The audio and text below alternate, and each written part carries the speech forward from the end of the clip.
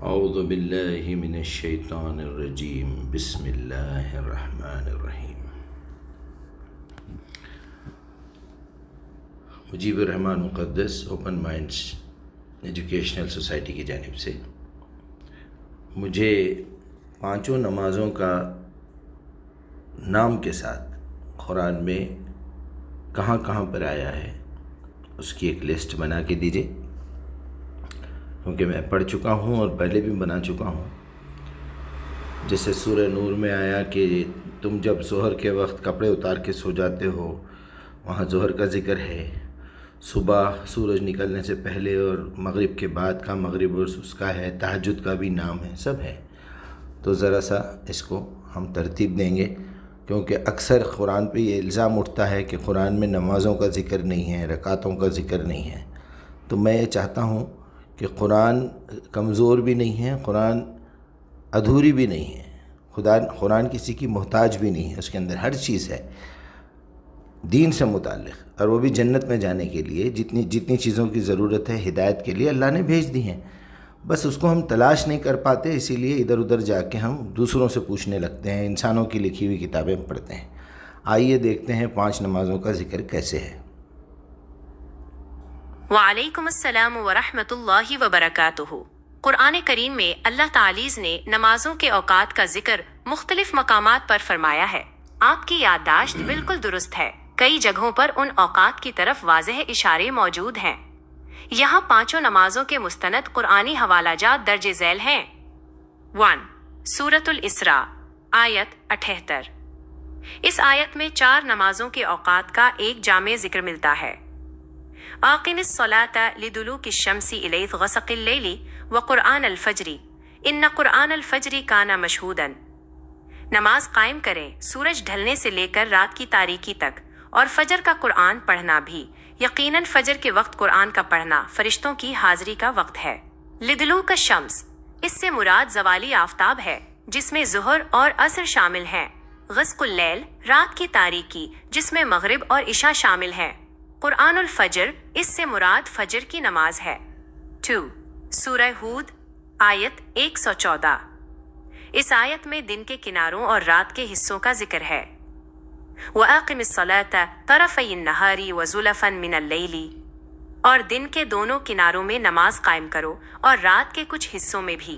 طرفی النہار، دن کے 2 کنارے، اس سے مراد صبح فجر اور شام مغرب کی نمازیں ہیں۔ زُلْفًا مِنَ اللَّيْلِ، رات کے حصے، اس سے مراد عشاء کی نماز ہے۔ 3 سورۃ النور آیت 58۔ جیسا کہ آپ نے ذکر کیا، اس آیت میں پردے کے احکامات کے ضمن میں 3 اوقات کا نام لے کر ذکر کیا گیا ہے۔ من قبل صلاة الفجر وحین تضعون ثیابکم من الظہیرۃ ومن بعد صلاة العشاء، نماز فجر سے پہلے اور جس وقت تم ظہر کے وقت گرمی کی وجہ سے اپنے کپڑے اتار کر رکھ دیتے ہو، اور نماز عشاء کے بعد۔ یہاں فجر، ظہر اور عشاء کے نام واضح طور پر موجود ہیں۔ 4 سورۃ البقرہ آیت 238۔ اس آیت میں نمازوں کی پابندی اور خاص طور پر درمیان والی نماز کا ذکر ہے۔ حافظوا علی الصلوات والصلاة الوسطی، تمام نمازوں کی محافظت کرو اور خاص طور پر درمیان والی نماز صلوۃ الوسطی کی۔ اکثر مفسرین اور احادیث مبارکہ کی روشنی میں صلوۃ الوسطی سے مراد عصر کی نماز ہے۔ 5 سورہ تزحز آیت 130۔ تسبیح کے اوقات کے پیرائے میں 5 اوقات کی طرف اشارہ ہے۔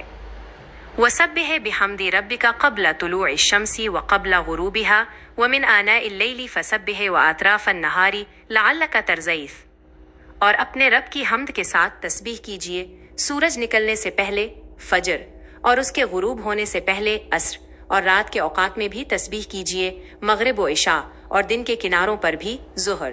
خلاصہ یہ کہ قرآن مجید نے بنیادی اوقات اور فریم ورک فراہم کر دیا ہے، جبکہ ان کی رکعتوں کی تعداد اور ادائیگی کا مکمل طریقہ رسول اللہ صلی اللہ علیہ وسلم کی سنت اور احادیث سے ثابت ہے، جو قرآن کی ہی تشریح ہے۔ ماشاءاللہ ماشاءاللہ، بہت ہی زبردست آپ نے جواب دیا۔ ایک طرف مجھے تھوڑا سا اعتراض ہے، اور جو 4 نمبروں جو رہا ہے، جو 4 نمبر پہ آپ نے بیان کیا، سورہ بقرہ کی آیت نمبر 238 میں ذکر کیا ہے ذرا آپ اس کو ایک مرتبہ پھر سورہ بقرہ کی آیت نمبر 221 سے 242 تک اچھی طرح پڑھ کے دیکھیے۔ صلاۃ کا یہاں مطلب نماز نہیں لیا گیا ہے، بلکہ یہ بنیادی لغوی معنی اس کے جو حقیقی صلاح کا مطلب ہے تعلق جوڑنا۔